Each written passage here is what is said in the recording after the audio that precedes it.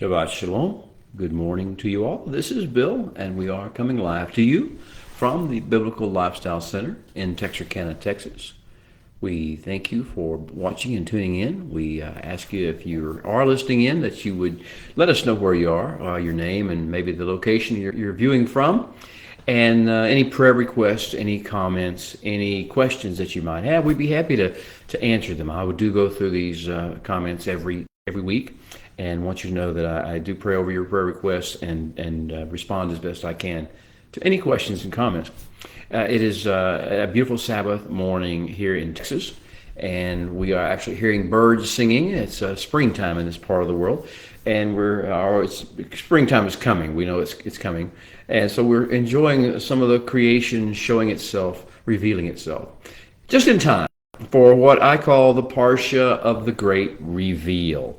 It's important these days to hear the word reveal. We think about a woman who's about to have a baby, found out she's pregnant, and they have a party and they reveal the gender of the child. Well, this is not a gender reveal. This is a kingdom reveal. The Parsha of the Great Reveal is called Va'era, Exodus 6:1 through 9:35. This is joining a great redemption story in process. Because it's joining a story in process, I can't repeat everything that took place last week. It really began with Exodus 1:1 and Parsha Shemot, which was discussed last week. If you get a chance, if you have some extra time today on this beautiful Sabbath, you might want to go back and listen to last week's teaching. But at any rate, we're going to start the great deliverance story, the great redemption story in process. This is the Parsha of the Great Reveal. The Holy One, our God, the Creator of the universe, is going to push every revelation and relationship envelope known to man to new limits.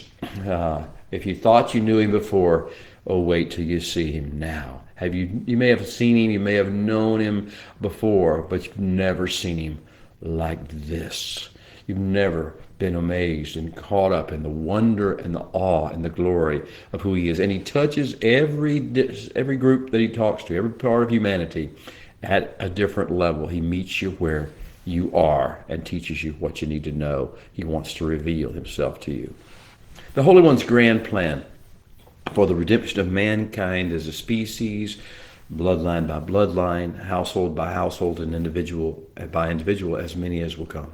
His grand plan for the redemption of mankind and for the restoration of creation to its intended Edenic state of beauty and fruitfulness and shalom and harmonious interaction centers around one major factor, and that is him bringing forth a great nation from the seed of Abraham. A messianic hope that arises out of that great nation. We talked a little bit about that last week and how it looks like Joseph, the son of Yaakov, through Rachel. We begin to see that the great nation is going to have the characteristics of Joseph. And Joseph is a forerunner or a picture, an illustration of the even greater picture, the greater one, which is Messiah, Yeshua himself. And these pictures coincide, they flow in and out of one another. But the grand plan for redemption of mankind and for restoration of creation is awash. It is going down.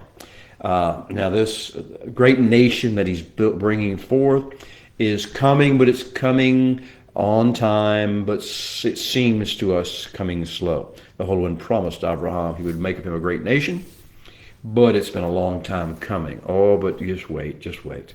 The thing about it is, though, any truly great nation needs a truly great story. An epic, inspiring redemption and restoration narrative to tell that kind of defines its purpose. Well, every great nation needs a great story. Are you ready? Come and help yourself to ours. It starts in this week as the dry bones of the great nation model Joseph get left for us. The bones are still lying in state in Egypt, prophesying to all who would listen. These are the words. This is the message. He said this before he died, and the bones testify to it. The Holy One, the Eternal One, will surely visit you, and he will bring you out of this land to the land that he promised to Abraham, to Yitzhak, and to Yaakov. Those bones have been testifying to that for many, many generations. They lie unburied in state in Egypt, waiting for someone to pick them up and carry them as the Holy One visits and takes them out of the land. And finally, as we begin this week's Parsha, the Parsha of the Great Reveal, generations after those bones were placed in that box, there is a shaking going on. It has begun. It is going to get more and more intense, but there is a shaking going on, and as a result of that shaking, everything Joseph said would happen is indeed beginning to happen. Now, when we left off last week at the end of Parsha Shemot, our situation in Egypt had begun to get worse before it got better. We were dealing with the fallout from the Pharaoh's gather your own straw decree. You're too lazy. You won't want to work. I'll just make your bricks as much as you did before, but now you got to go forth and find and then harvest and then put together your own straw to make the bricks. That was a very difficult time. Moshe returned to the Holy One in the end of chapter 5 and said, Adonai, my Lord, why have you brought Ra? Why have you brought, in English we say evil, why have you brought this on your people? Why is it that you've sent me, he said. You can tell the depression, the sadness, the discouragement in his voice. And then he goes on, he says, for since I came to Pharaoh to speak in your Shem, in your name we say in English, he has done Ra to this people. He's done evil to this people. He's done calamitous things to this people. And neither have you delivered your people at all. And you can hear the cry of Moshe's heart. Now we're going to see the great reveal to Moshe, to Pharaoh, to Bnei Israel, the children of Israel, to Egypt, and the Egyptians, and to all the nations, and to all generations. This will be the great story. We'll get the first set of things that happen to build this story take place this week. Next week we'll see it culminate. So I call this part of the Great Nation Building Chronicles, and this is episode 2. Last week was episode 1. Parsha Va'era is the second episode. And if you might want to sum it all up, the laws of sowing and reaping are in effect. And the reaping cycle is coming upon us. For those who have sown hate, those who have sown persecution into the Hebrew nation, into the Jewish people of that day, into the other nations of the world, those who have sown pride and arrogance, and a fascination with the occult, and fascination with the material realm. For all those who have been sowing into that over the past generations, the time of reaping is about to come. What they have sown, they will reap. The Holy One is not having an anger fit. He is just allowing the law of sowing and reaping to have its natural effect. So, because we have a little bit of time before that reaping season really hits, I would encourage you all, watch very carefully what kind of seed you are sowing in this season. What kind of attitude, what kind of approach, what kind of words, what kind of actions, what kind of interactions, what kind of reactions you're sowing into your world right now, because you will reap what you sowed, as Pharaoh and Egypt will soon. So with that being said, welcome to the Changing Rapids section of the Raging River of Divine Deliverance. The journey that we're about to undertake is not for the faint of heart. It is about deliverance, and deliverance is not clean. It is not pretty. It is sometimes very messy, sometimes bloody, sometimes painful. So what does Va'era mean? This is the name of the parsha, Va'era. What does it mean? It means, and I appeared, or I made myself manifest. You can see in that one word, in that phrase actually, the sequence of events is going to take place. The Holy One is indeed going to appear. He has appeared in the past, he's going to tell us, but he's going to appear in a fresh new look. And you've not seen him like this before. At the end of last week's readings, in Parsha Shemot, when Moshe and Aaron and the elders of Israel asked for permission to go just a 3 days journey into the desert to worship the Holy One, Pharaoh's response was very important, very poignant. He said, Mi Adonai, who is the Holy One, that I should shema his voice and let Israel go forth? Lo yadati et Adonai. I do not know the Holy One. I do not appreciate who he is. I have no acknowledgement of who he might be. And neither will I let Israel go forth. Exodus 5:2. So we go back to that phrase and we say, before we get started this week, we understand that Pharaoh specifically declared he didn't know. He didn't yada. He didn't have any appreciation for the identity and purposes and an impact that the Holy One could have. And he spoke truthfully. In that regard, that was truthful. He did not know. But that is about to change. The Holy One has a plan to bring even Pharaoh, as well as the people of Israel, as well as Moshe, as well as the people of the nations who have been brought to Egypt to be in bondage to them and their economic system as well. All the nations of the world and all the generations of mankind, the Holy One is going to make sure that no one can say, like Pharaoh has said, I know not Adonai, I know not the Holy One. So get ready for that. The Holy One intends to appear in the world, to break through what I call the finity barrier, the barrier between the infinite and the finite, the eternal and the temporal, between the invisible and the visible. He intends to break through that barrier and appear and reveal himself in such a way, so powerfully, that men of all nations and tribes and tongues will never again be able to claim, as Pharaoh did, Lo yadati Adonai, I do not know the Holy One. The Holy One intends to do something, indeed a series of things, that are going to cause both humankind in general and the seed of Abraham in particular to begin to see him in a whole new light, to begin to see him through a whole new lens, begin to see him according to a whole new paradigm. But I should warn you, dear friends, once you have seen what the Creator of the universe is about to show you, you will never be able to unsee it. You will never be able to unsee it. The great reveal of who he is and what he can do and what he will do to redeem and restore will be forever emblazoned on your heart and on your soul. It will redefine who you are. It will redefine why you're here. Well, with that being said, let's have our call to worship. If you know this in Hebrew, you can sing along with me. If not, just close your eyes if you wish, if you're not driving, and listen to the Hebrew waft over your souls and try to awaken your neshama, your eternal spirit, from breathed into you at the time of Holy One breathing into Adam. Baruch hu Adonai Hamvorak. Baruch Adonai Hamvorak Leolam Vaed. Baruch atah Adonai Eloheinu melech haolam.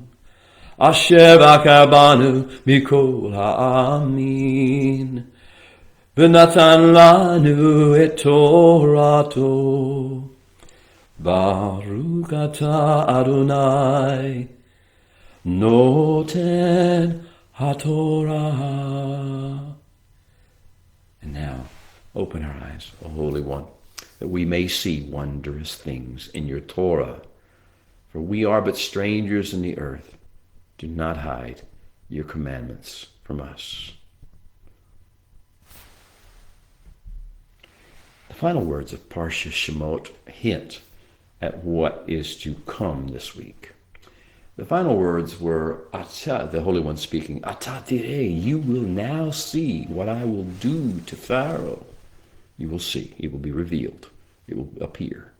For with Yad Chazakah, a strong hand, He will let them go. And with Yad Hazakah, a strong hand, he will drive them out of his land. Goes on to say, I am Adonai, the Holy One. And we are now on notice before we start.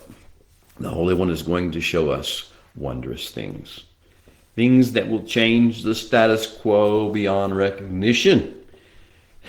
Things that will redraw our perspective, not just on the world and its various ethnicities and the things that govern it, but also on our own and individual and collective identities, our individual and collective identities, our purposes, our mission, and our destinies. All that will be redrawn. So, introducing, as we begin this week, the Yad Hazakah, the strong hand. We talked about the strong hand of Pharaoh, but wait until you see the strong hand of the Holy One, the Eternal One, the Creator of the heavens and the earth. Wait till you see his Redeemer persona begin to shine forth. I know my Redeemer lives, and in the end he will stand upon the earth, said Job. Well, wait till you see the Holy One's Redeemer persona begin to shine in awesome glory. See, the one true God is not just a brilliant creator.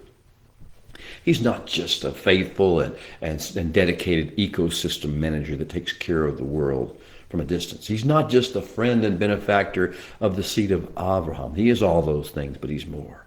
He is also a great, awe-inspiring deliverer. He is also a fiercely loyal, covenant-keeping warrior. And he is also a wise and a patient relationship builder who is ready to meet anyone who is interested in knowing him right where they are. He speaks to you at the level he finds you. So we have the prologue, beginning with chapter 6, verse 2 of Shemot, of Exodus. We hear these words, and I'll say them first in Hebrew and then come back and speak an English translation of my own. The idea of the Hebrew is that it awakens deep within your soul. Your soul, your spirit knows Hebrew, even if your mind doesn't. So it begins as follows. Va'adaber Elohim el Moshe va'omer elav. And the Creator God spoke to Moshe. And he said to him, Ani Adonai, I am the Holy One.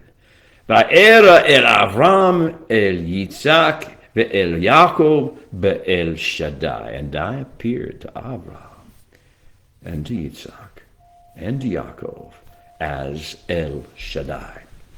Ushmi Adonai lo nodati lachem. But as the Holy One, as the Yod He, Vav He, I did not let them know or comprehend me. Or they did not, at least. Vegam hakimoti et briti etam. And I also cut a covenant, a brit with them.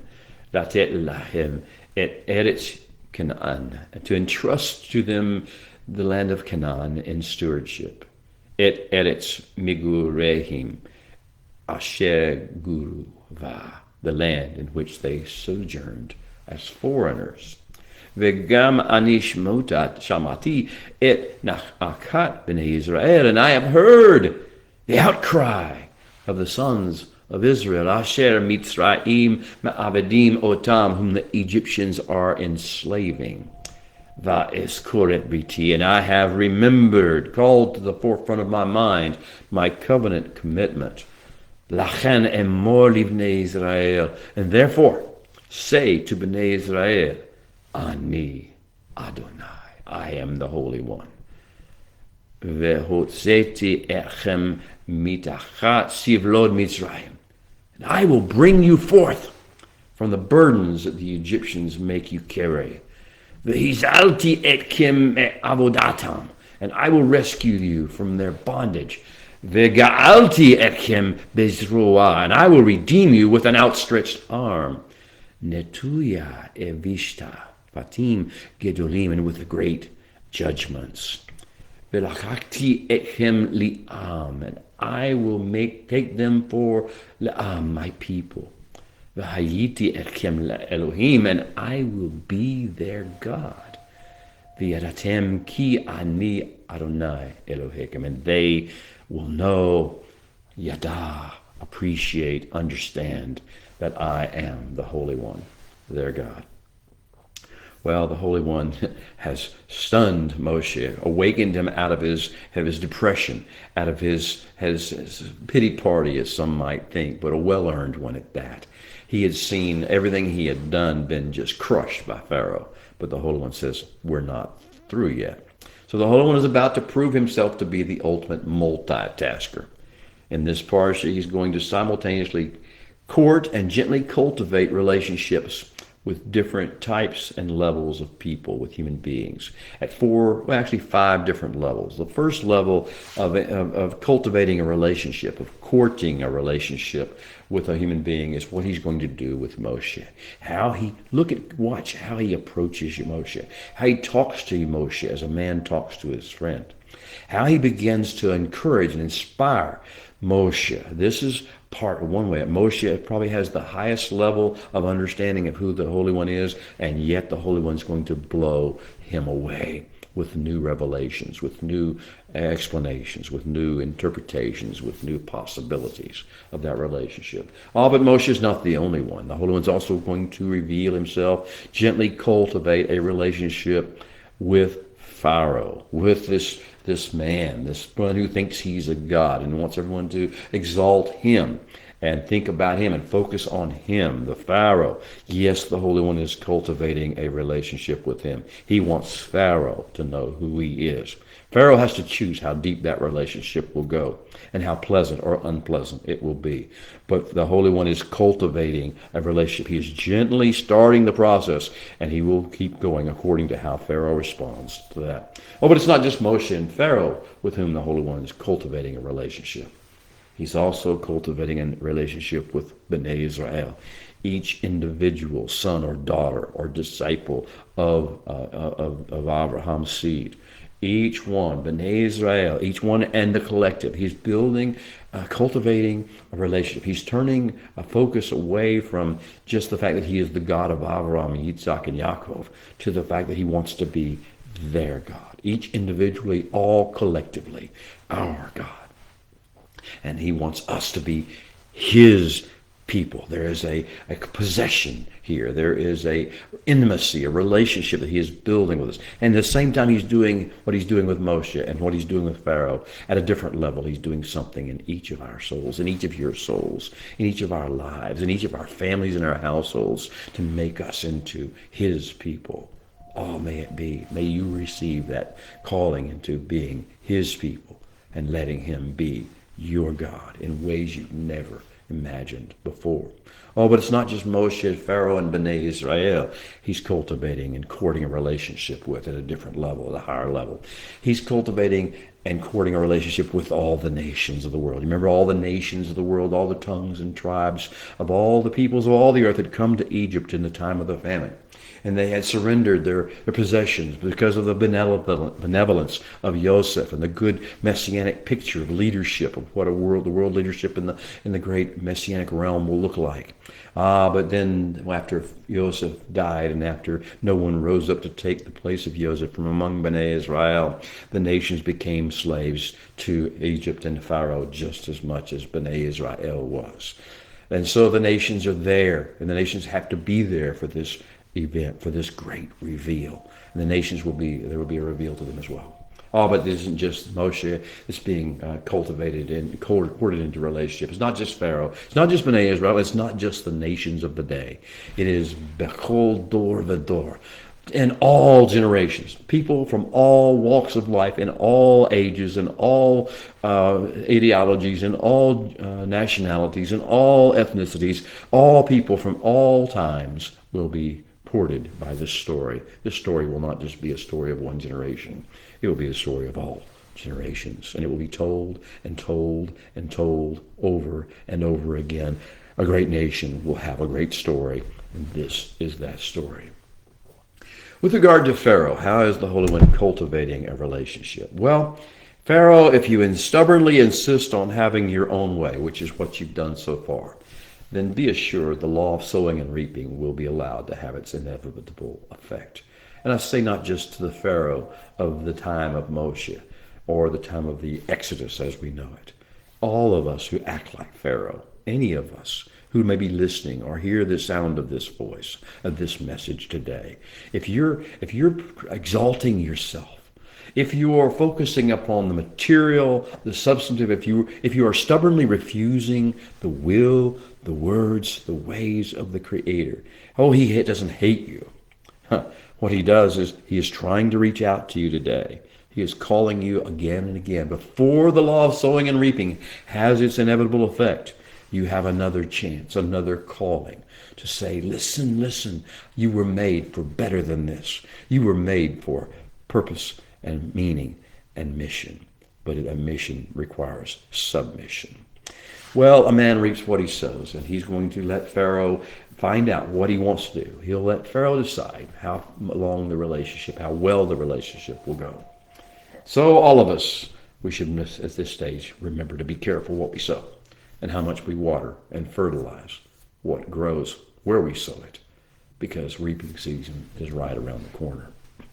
Beyond Pharaoh, he's going to deal with Moshe. The Holy One wants to court this deep relationship with Moshe, maybe the deepest relationship with anyone until Yeshua, until our master, the rabbi. And he's going to say he has already said to Moshe, now you will see what I will do to Pharaoh. You will see, Moshe, with your own eyes.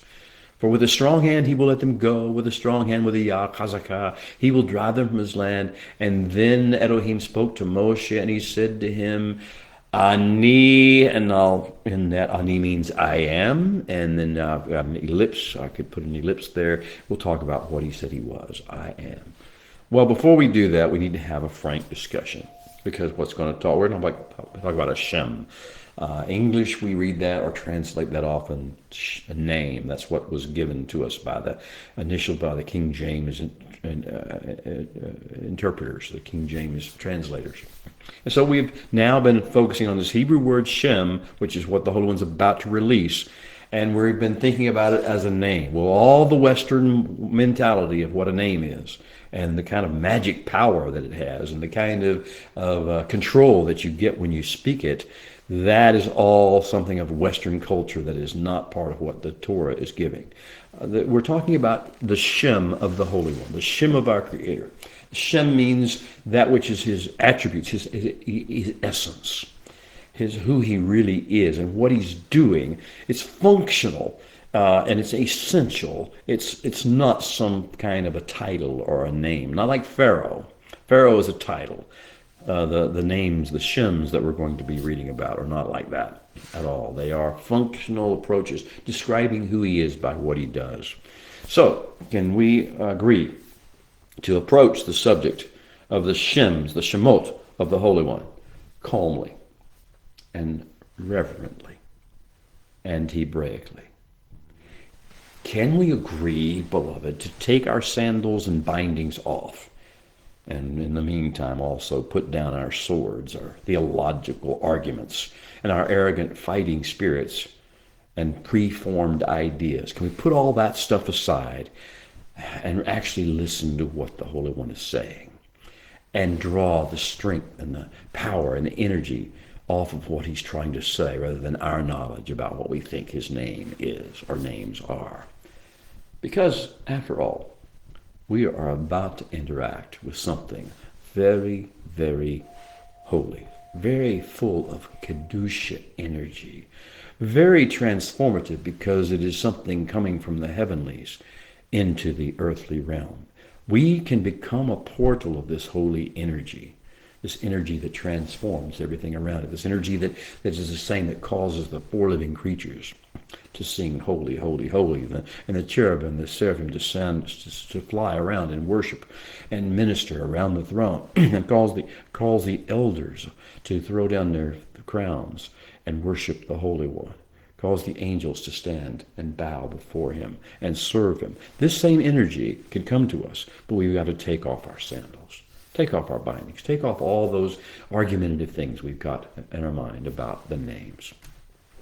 The book of Torah, after all, is called Shemot, and it means, I'm going to shorthand it by saying it means essences.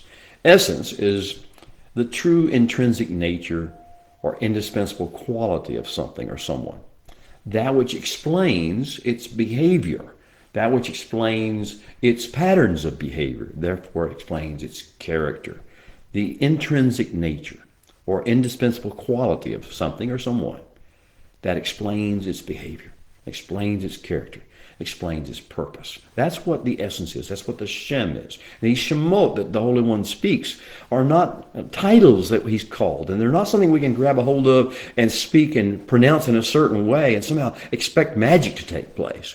What they are is a revealing. They're the great reveal of who he is and what his behaviors do, why he does what he does, what his character is, what his indispensable qualities are.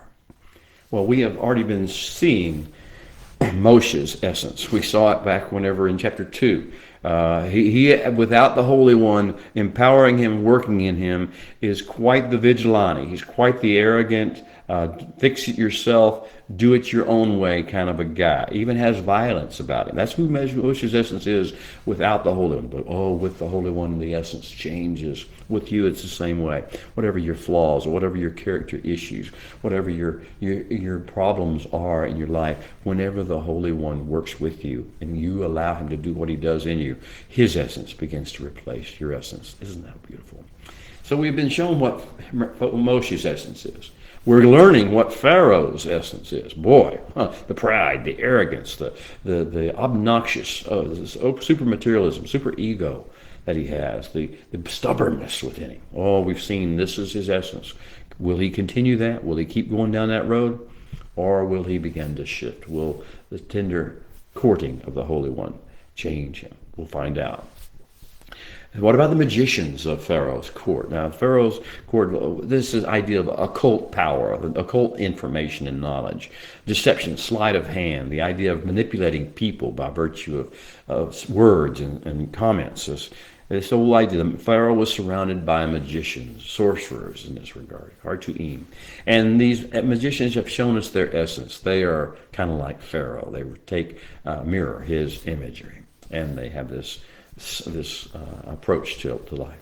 We've also been learning Bnei Israel's essence. Bnei Israel, who is it? Who are they? Well, we learned the 12 names of those who came. Now, then there were 70, and now we have this great multitude. But what is the real essence? That remains to be seen. And what will be the real essence once the Holy One takes charge? Once the Holy One begins to be the leading force in the nation, and they respond to that? That's the big question. Well, these essences of these different different people have been appearing in the text already, and they've been revealing themselves in the narrative so far. But it's time for a focus on a different essence, a different Shem. Not the Shem of Moshe, not the Shem of Pharaoh, not the Shem of the magicians, not even the Shem of Bnei Israel, the Shem of our Creator, God, the Holy One, maker of the heavens and the earth. Now, remember this as we start this. I said, I want us to enter into this discussion reverently. Please remember that one of the 10 words, the Aseret HaDibrot, the covenant identifiers that tell us who we are and why we're here, and who we are when we relate to the Holy One. One of the 10 commandments, as they're called in the English language so mistakenly, is Lo tisa et Shem lashaveh. In other words, traditionally this is interpreted to mean, you are not to take the name of the Holy One in vain, the Shem of the Holy One in vain for vanity.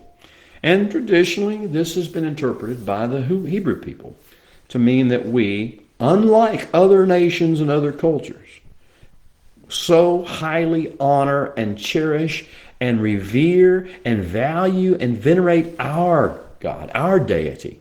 They don't do that. The other nations don't do that. But we do it so much that we generally will not even speak his self-proclaimed Shem aloud. Now, this bothers some people. I understand they think this is all tradition. But the idea is here, we so value and venerate the name, the Shem, the character, the essence of who he is, that we don't go around talking about it. We let actions talk instead of words, instead of titles. We live in his Shem. It is a matter of action, reaction, and behavior and demeanor, not talk. And certainly, not a matter of manipulation or witchcraft by saying in this name or in that name. Therefore, it is traditional among the Hebrew peoples, whether it bothers you or not, I'm just telling you what's traditional. Therefore, if because of a mistake or a slip of the tongue or just carelessness or as part of a teaching in drash, a person happens to mention the Shem, give it a pronunciation publicly, the tradition is that he should immediately hasten to stop and praise and glorify that name, and so that the Shem that is spoken is not introduced into the world in vain, without very as high esteem, without proper honor. In other words, by adding Barakhu, blessed is he. In other words, if we say the four-letter name that he says this is his name, this is his Shem, then we say Barakhu, blessed is he. And we can also say it as the Master, the Messiah, Yeshua taught us to say, Hadosh be your Shem, right after we've said the name. But the idea here is to maybe rethink how often we use a title for the Holy One, our covenant partner. How much reverence we show or don't show to that Shem, and to rethink all those things. And maybe we should be different than the rest of the world. Maybe we shouldn't just cavalierly throw the name, the Shem, around. Even in Western culture, even in the most perverse of cultures, one who wishes to honor his king does not call or refer to him by his name. You don't call him Bill or George or Joe. You call him your majesty or my lord.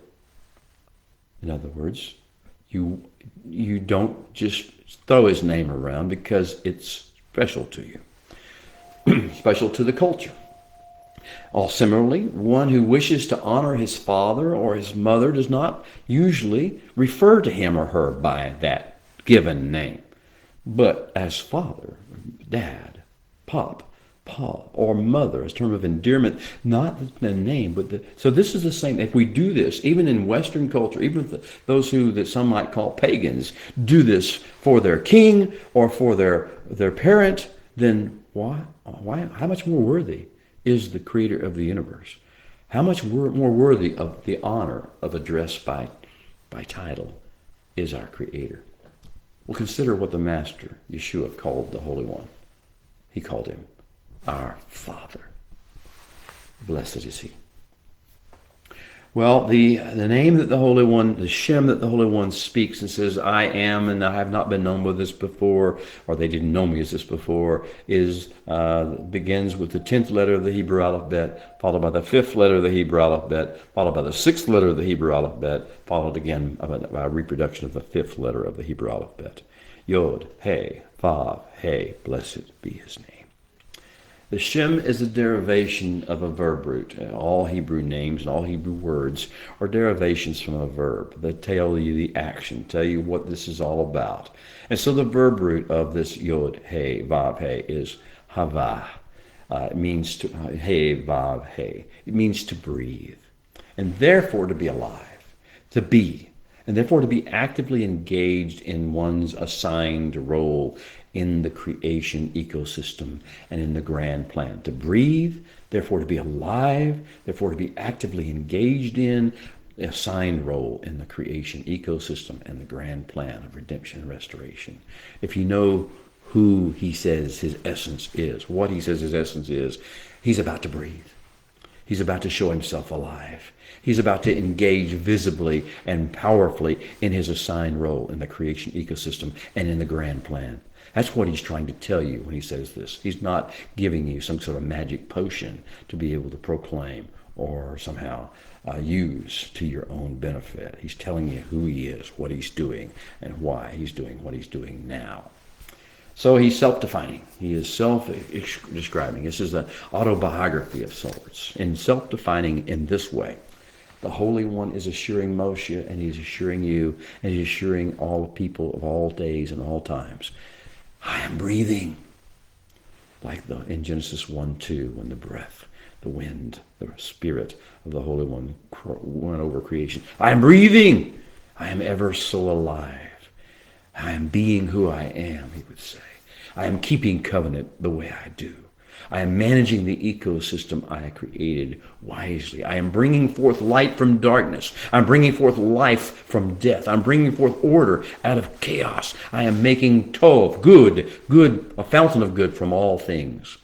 And I'm doing it so as to redeem mankind as a species and to restore creation to its Edenic state. Do you know him that way? Oh, when you see him, once you see it, you can't unsee it. Once you see him for who he is, you will be amazed and astounded. And you will either run to him or you'll run away from him. Run to him, beloved. And so the Holy One has slipped through the Infinity Bear, and he has done an essence reveal. Ani Yotevave, Ani Adonai, we say, to be title specific. And so far in Torah, the Holy One's self-essence reveals have come at strategic moments in the covenant relationships that he's had.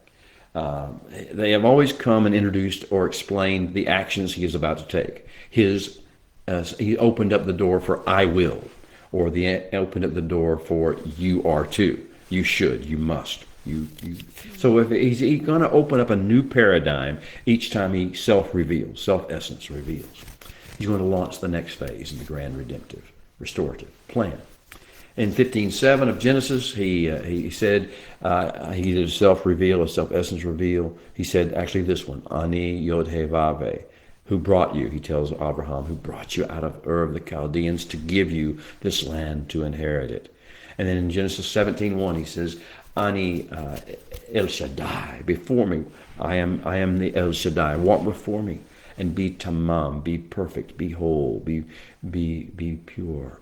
Genesis 26:24, the third of the 8 introductions that he's given so far, was to Yitzhak. Ani Elohe Avraham, I am the Father, God of your father Avraham. And what did he say next? Do not fear, for I am with you, and I will, here's the I will bless you, and will multiply your seed. The connection between the I wills and the you shalls and the self-reveals is critical. Fourth one, Genesis 28:13, speaking to Yaakov, he says, Ani Yotevave, the same that he's going to say here, same that he said in Genesis 15:7. He says, Ani Yotevave, Ani Adonai, Ani the Holy One, God of Avram, your father, and the God of Yitzhak, the land on which you lie, I will, there you go, I will give it to you, and your seed, another I will, a series of I wills actually come out of that. And then the fifth of the 8 self-essence revelations that are contained already in the Torah is Genesis 31:13, also spoken to Yaakov, this time in Laban's house in Haran. He said, Anoki, which is another form of I am that is more formal. El Beit El, I am the God of Beit El. Talking to Yaakov about a past experience he had. Where you anointed the pillar and where you made a vow to me. And he's going to tell him, you may now go home. You should go home. You shall. 35:11, the 6th of the 8 that precede this. And that is 35:11 Genesis, and it says to Yaakov, and it says, Ani El Shaddai again. Ani, I am El Shaddai. Then he goes forward and says, be fruitful and multiply. A nation, here we go, and a company of nations will proceed from you, and kings will come from your body. More I wills and more you shalls. Then we get to the 7th of the 8 pre-existing self-essence reveals. Exodus 46:3. He says to Yaakov, Anoki El Elohe Avoteka. I'm a God of your fathers. Do not be afraid to go down to Mitzrayim. Go down, in other words. I've given you what to do. I will make of you a great nation. Then the final, the 8th of the pre-existing self-reveals before today, Exodus 3:6. In this book, the Holy One revealed himself to Moshe at Mount Horeb in the burning bush. Anoki Elohe Avoteka. I'm God of your fathers, the God of your father Abraham. So do not fear, for I am with you. I will be with you. I will bless you. Again, the I will. And will multiply your seed. So you see that every time the Holy One self-identifies, self-reveals in essence, through giving a Shem, he does so to introduce an open Shema channel for an I will or a you shall, you are to. This will be the ninth self-reveal when he gives Ani Yod-Heh-Vav-Heh to Moshe in this time. And this will be the one that reveals how he will relate to human beings from this point forward. He previously used the term El Shaddai. He says, that's how they knew me. The Holy One had revealed himself in many ways, including Yod-Heh-Vav-Heh before, as Hashem, before this. But they couldn't see it. They only saw the El Shaddai. They were so caught up, enamored, so amazed by El Shaddai that fixated them, and they didn't see beyond it, even though it was clearly visible if they could see beyond it. Well, Shaddai comes from a shin, Shaddai part, comes from a sheen prefix, the sh sound in Hebrew, sheen. And that is a prefix which means who or which or that or whom. It's that is or who is or whatever. And then the last part is the dai, Shaddai. That he who is, which is sufficient, is enough. Who is a boundary setter, who establishes where you can go, where you don't go. That's El Shaddai. That's who he was. Now, that being the case, he says, that's who you thought I was, and that's who I am. But right now, I want you to know me deeper, in a deeper level, as Yod-Heh-Vav-Heh, the one who breathes, the one who is working and acting actively, participating, engaging with the divine plan, managing the ecosystem, taking you into deliverance. Well, we've learned about how the Holy One is dealing with different folks. How is he dealing with Moshe? Moshe is his special agent, and now the special agent training process is about to begin in earnest. He's met with him at Mount Horeb. He gave him some instructions about what to do when he first came back to Egypt, but now this is the preparation for the long haul, preparation for true discipleship that Moshe will give. Some of us are being called to that level of true discipleship right now. You may be at this stage saying, I want to know you as a man speaks to a friend. I want to know you. I want you to be speaking my words as opposed to your words. I want you to say and act as I act, not according to your own ideas, your own priorities, your own values, your own thoughts of what's right and fair and just and unjust, and what you think is moral or immoral. I want you to do what I tell you to do. Listen and get caught up in the energy that I release over you. That's what the Holy One will be saying. He's saying that to Moshe, and Moshe is going to have to respond, and he will respond to this special call. Higher level communication and interaction. Are you ready for higher level communication with the Creator of the universe? Are you ready for higher level interactions and accountabilities to the Creator of the universe? Higher level shema'ing and submission. Are you ready to let your hearts and your breathing and your approach to life be tuned into that which the Holy One is broadcasting? Are you ready to submit your ways and your will and your emotions to His guidance and His disciplines? Higher level trust and entrustment, both trust of Him and being entrusted with great things, with great opportunities, with great callings by the Holy One. Are you ready for this higher level? Well, this is what He's calling for Moshe, and I think He's calling many of us today. With regard to Pharaoh, you need to understand Pharaoh. If you're resisting all this, remember that resistance is worse than futile. It's folly. So we're going to find out today in this week's lesson, what do you get when you cross a mighty hand with a hard heart? But there's B'nai Israel, the relationship the Holy One's desiring to court and bring about and deepen with B'nai Israel. This is a divine romance with you, with all people, all members of the family of Abraham, those who are born into it and those who are engrafted or adopted or discipled into it. This divine romance phase is coming. The courtship phase is about to take place when the Holy One proves to us He's worthy as a suitor. He's worthy of being our king, being our God, being the one we want to have the deepest relationships with. The courtship phase of divine romance is approaching. He's going to ramp up the nation building process to define to us who we are in His eyes and who He wants to be in our eyes. He's going to define for us what His calling upon our life is. and how he will be there to help us, to guide us, to train us, to be exactly all he said to be. He's going to take us on an upgrade, beloved. This relationship upgrade is coming to courtship, away from just watchful oversight behind the scenes. He's been there all along, watching over us, protecting us, loving us, caring for us, hearing our cries, seeing our pain. He's going to go from that watchful oversight scenario to a higher level, to appearance, to engagement, to identification, to aggressive relationship building and courtship, to establishment of familiarity and establishing trust. And he's going to do that. He wants to tell us how he's going to do it. He's going to do it with a series of 8 I will promises. After he self-reveals, self-identifies, beloved, here's what he's going to do. Here's, listen, and it's going to be found beginning in Exodus chapter 6 in just 3 or 4 verses, 6 through 9. You're going to find that he's going to give 8 I will promises.